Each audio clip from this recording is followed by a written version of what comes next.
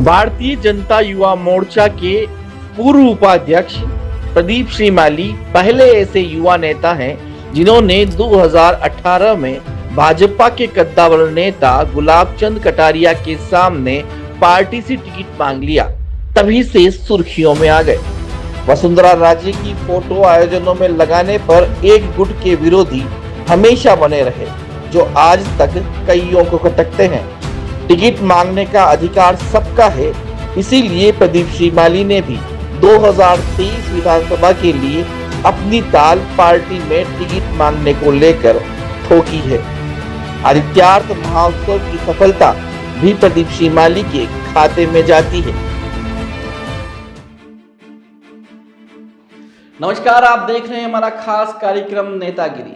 इस कार्यक्रम के तहत हम जनप्रतिनिधियों से आपको रूबरू करवाने का प्रयास करते हैं और उनसे आप द्वारा पूछे गए सवाल करते हैं।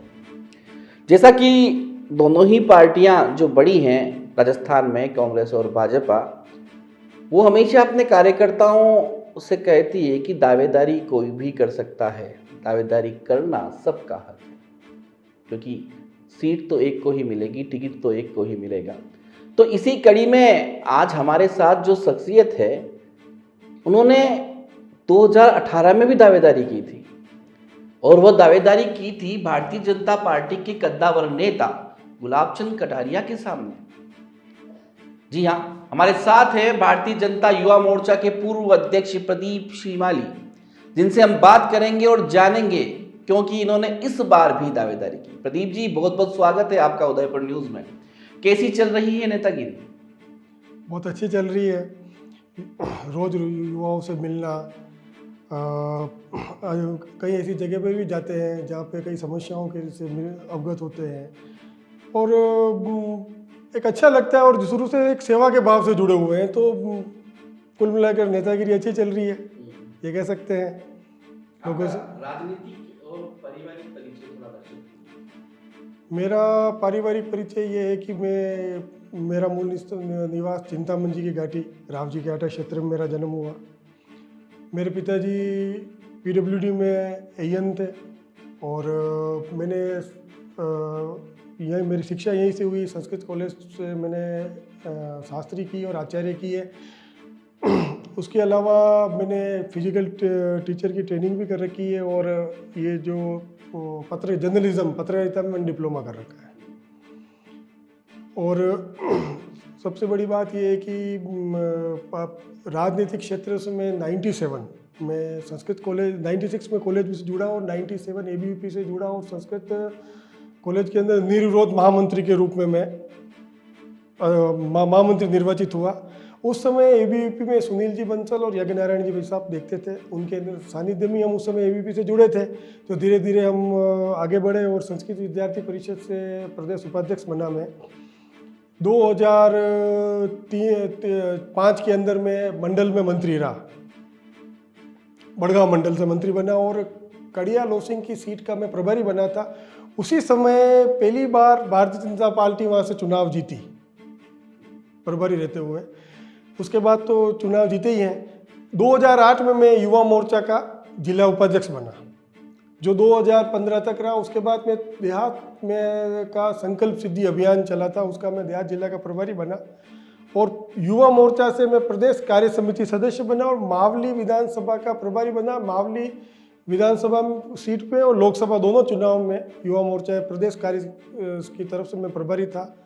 और ये मेरा, उसके बाद मैं ये टीकाकरण अभियान का वर्तमान में संभाग प्रभारी भी लगा था मैं, और अभी तक सतत चल रहे हैं संगठन के।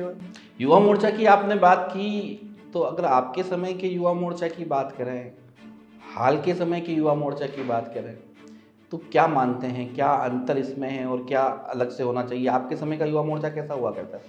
देखो, एग्रेशन तो उस समय भी था युवा मोर्चा में और आज भी एग्रेशन। युवा मोर्चा मतलब एग्रेशन, वो होना स्वाभाविक है।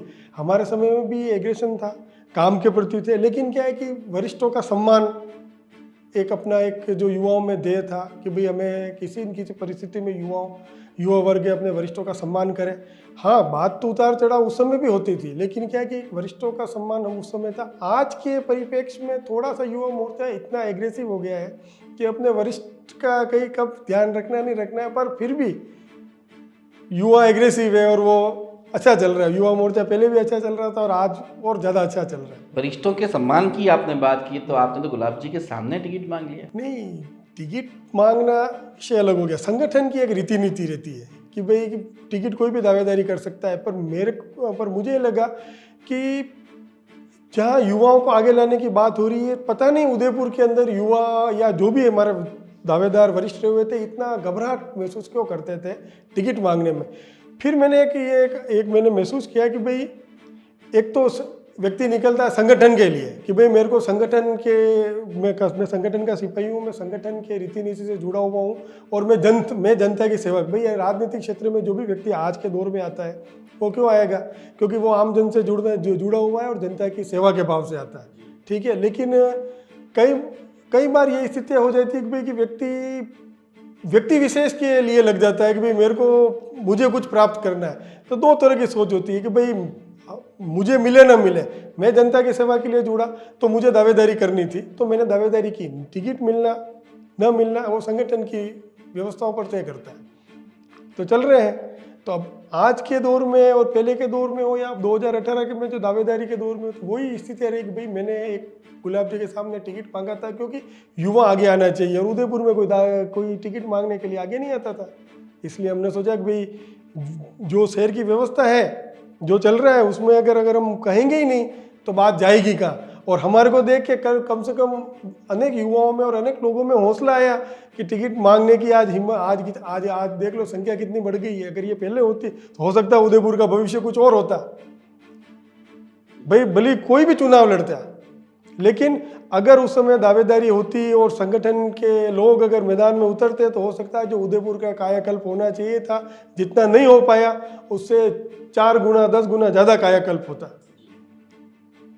आज तक आपने पार्षद का एक भी चुनाव नहीं लड़ा और विधायक की दावेदारी कर ली, ऐसी क्या काबिलियत है आप पर?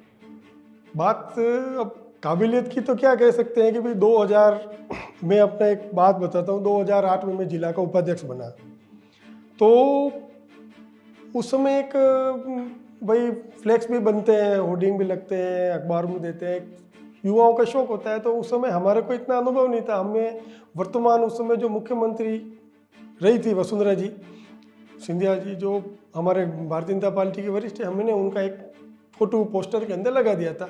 उसका मुझे काफ़ी विरोध झेलना पड़ा कि भाई कि संगठन के अंदर आप क्या करते हो, पूछना चाहिए। यार मैंने कहा भारतीय जनता पार्टी के किसी का मैंने फोटो लगाया थी, इसमें मुझे पूछना है क्या, करना क्या। मैंने धन्यवाद दी, बधाई दी, उसमें जो फोटो लगे उसमें एक लगे। उस समय मेरे को लगा कि भाई यार कहीं ना कहीं संगठन के अंदर संगठनात्मक लोग कम जुड़े हुए हैं और व्यक्ति विशेष लोग ज़्यादा जुड़े हुए हैं। मैंने कहा यार ये तो अगर इस संगठन में काम करेंगे, जो हम दीनदयाल उपाध्याय जी की बात करते हैं, जो उनकी आज जयंती है, और हम बात करते हैं कि श्यामा प्रसाद मुखर्जी की, अटल जी की जो सिद्धांतों वाली बात करते हैं, उसमें तो कहीं ये हम फिट होते ही नहीं। अगर यहाँ तक अगर हम ये बात करते हैं तो फिर संगठन सर्वोपरि है। संगठन की रीति नीति जो भी कहेगी उस पर चलेंगे, और व्यक्ति चाहे कितना भी बड़ा हो जाए, हमें कल पद मिले या न मिले, हमारा जो पद है वो चला जाए कोई बात नहीं, पर हम सत्य की राह पर चलेंगे और जो सत्य है वो बात कहेंगे, चाहे शहर की बात हो चाहे संगठन की बात हो। तो इसी सोच को लेकर आगे बढ़े। और एक समय ऐसा आया कि हम पार्षद का जब दावेदारी करने का समय था उस समय सीटों के अंदर जो गोटियाँ खुलती उसमें नहीं खुली थी, तो हमने बात की रखी नहीं। और फिर हमने जब विधायक की 2018 में दावेदारी कर ली, और इसीलिए करी क्योंकि उदयपुर शहर के अंदर कोई एक भी दावेदार वहाँ एक होटल में जब पुष्प जी जैन आए थे दावेदारी मांगने के लिए, तो गुणवंत सिंह जी झाला थे देहात जिला के जो अध्यक्ष थे, वो और मैं, हमारे अलावा उस समय कोई दावेदार वहाँ आए ही नहीं। और जो भी आए थे वो वर्तमान जो स्थितियाँ चल रही थी उसी के अंदर उन्होंने हाथ खड़े किए थे कि भाई साहब को टिकट दो, ये दो, सब अच्छा होगा, ये होगा। पर हमने ये कहा था कि युवाओं को मौका मिले और उन्हें टिकट देना चाहिए। उसका खामियाजा मैंने भुगता कि मैं संगठन के अंदर उदयपुर शहर की राजनीति के किसी पद पे नहीं आ पाया, क्यों? क्योंकि भाई इसने टिकट मांग लिया तो अब इसको पद नहीं देना है। ये चीज़ें बहुत चली कि आपका विरोध है, आपका व्यक्ति विशेष के प्रति विरोध है, जबकि मेरा कभी किसी व्यक्ति के साथ विरोध नहीं रहा। मैंने हमेशा शहर की समस्या के लिए विरोध उठाया कि शहर की स्थिति क्या है, आयड की स्थिति क्या है, स्मार्ट सिटी की स्थिति क्या है, सूरजपोल चौराहे की स्थिति क्या है, क्या ये बोलना कोई गलत नहीं था। और लोकतंत्र प्रक्रिया थी भाई, कभी मंडल का चुनाव मंडल अध्यक्ष बनते हैं या शहर के जिले की टीम बनती है तो चुनाव होते हैं, तो हमने उसमें फार्म भरे थे कि भाई निर्विरोध प्रक्रिया होनी चाहिए और चुनाव के अंदर हो। हमारे भी एक दर्ज करवाया था, उसका परिणाम रहा कि आज तक हमें जो भी अध्यक्ष बने, बाद में जो भी टीमें बनी कि भाई आप विरोधी हैं या ऐसे हैं करके हमारे को दरकिनार किया। पर हमारा संगठन के प्रति पूर्णतया आस्था, भारतीय जनता पार्टी के हम सिपाही हैं और संगठन के प्रति हमारा दायित्व जो भी है और नहीं रहेगा तो भी हम संगठन के प्रति हमारी निष्ठा सतत रहेगी। उदयपुर में काफ़ी तीज त्योहार धर्म के प्रति काफ़ी आस्था है उदयपुर वासियों की। एक महोत्सव जो कुछ ही सालों पहले शुरू हुआ, आज आदित्यार्क महोत्सव साल भर का एक बड़ा उत्सव कहलाता, तो इसके बीच संघर्ष, क्योंकि आपने ही इसको शुरू किया, तो क्या कहेंगे इसके बारे में थोड़ी जानकारी दीजिए। आदित्यार्क महोत्सव उदयपुर शहर मेवाड़ की तपोभूमि, एकलीनाथ जी की तपोभूमि, यहाँ से काफ़ी कार्यक्रम, ये आदित्यार्क सूर्य को अर्घ देने का कार्यक्रम आदि अनादि काल का है, ये लुप्त हो गया। तो हमने एक प्रयास किया कि सनातन संस्कृति को जोड़े रखने के लिए और हिंदू धर्म, आजकल क्या है कि लोग जाति व्यवस्थाओं में ज़्यादा बढ़ रहे हैं, तो हमने कहा भाई समाज को इकट्ठा कैसे किया जाए, हिंदुत्व को इकट्ठा कैसे किया जाए, उनके जो भी कार्यक्रम हो उनको उठाया जाए। उसमें सूर्य को अर्घ देने का कारण ये था कि भाई हमारे परिवार के अंदर शांति सुख का अनुभव होता है, हमारी बीमारियों का नाश होता है, हम जिस क्षेत्र में रह रहे होते हैं वहाँ पर उस क्षेत्र का विकास होता है, राष्ट्र का विकास होता है। इस उद्देश्य को लेकर वैदिक मंत्रोच्चार के साथ हमने इस कार्यक्रम की शुरुआत की और इसके अंदर धीरे धीरे इसके अंदर काफ़ी शहर के लोग जुड़ने लगे और आज ये बड़े कार्यक्रम के रूप में महाकाल मंदिर में प्रतिवर्ष 14 जनवरी को हम मकर संक्रांति के रूप में करते हैं।